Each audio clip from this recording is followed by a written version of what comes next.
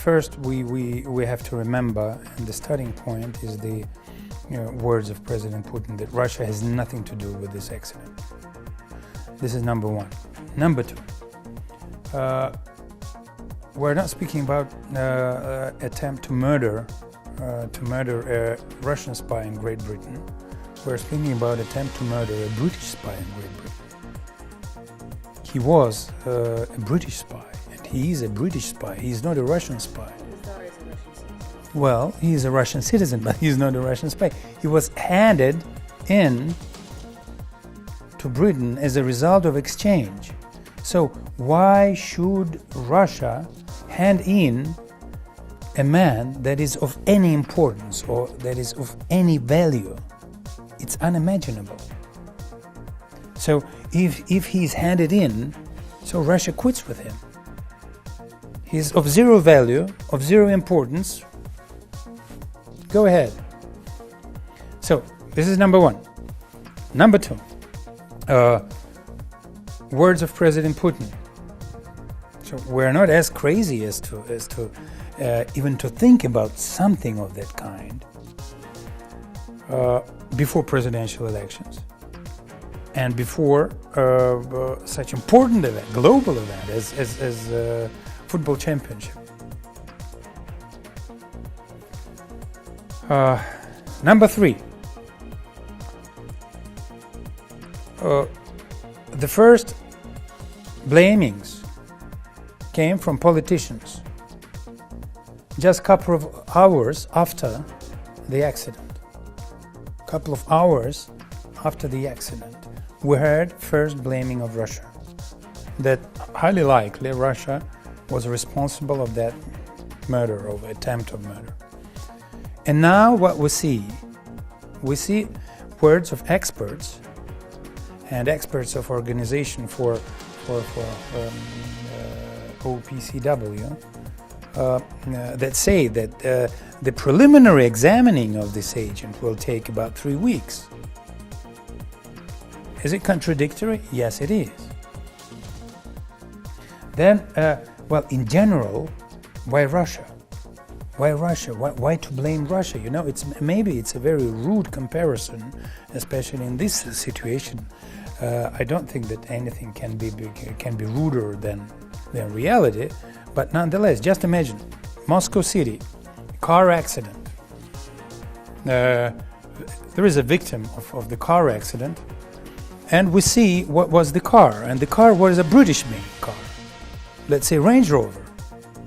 And just imagine that myself or Foreign Ministry spokeswoman makes a statement that the man was killed by a British-made car in a car accident in center of Moscow, and highly likely Prime Minister of Great Britain may be responsible of that murder.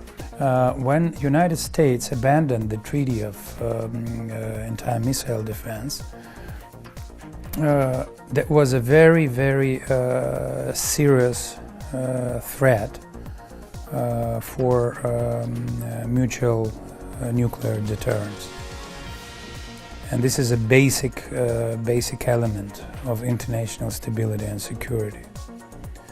And since then, Russia found itself as a state being under siege of attempts of neutralizing its nuclear potential, its nuclear capabilities, thus endangering the existence of nuclear deterrence.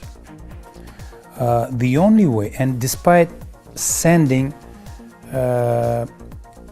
signals of unacceptance of this process, proposing various compromises, proposing cooperation in ensuring international stability, unfortunately, our country failed to meet reciprocity.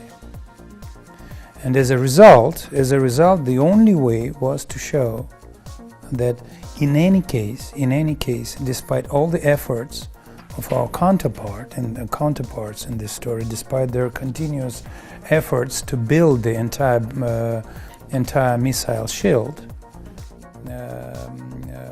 Russia will be capable of ensuring a mutual deterrence system. What happened during, let's say, last 3 or 4 decades, Anglo-Saxon media, they started to rule the world, economically, commercial media, and also political media. I mean media from the United States and Great Britain. They are most powerful, they are most influential, and they have the widest possible reach in the world, globally. And of course, this feeling of monopoly, so it brings a will to manipulate this monopoly. So you can use this monopoly as a tool of delivering your point of view, whether it is right or wrong, it doesn't matter, you can adjust it in accordance with the situation, simply to manipulate the brains of people throughout the world. And this is why they strongly oppose appearance of any rivals, even small rivals like RT, in comparison with this huge machine. Well, of course. Saved up pretty well for the past 10 years. I sincerely believe that size doesn't matter here. You can be small, but you can do much, let's say, more influential things. That is what you are doing, and that is what makes them very nervous. Because you are pretending to be a rival for them, and this rivalry can ruin the system of brainwash.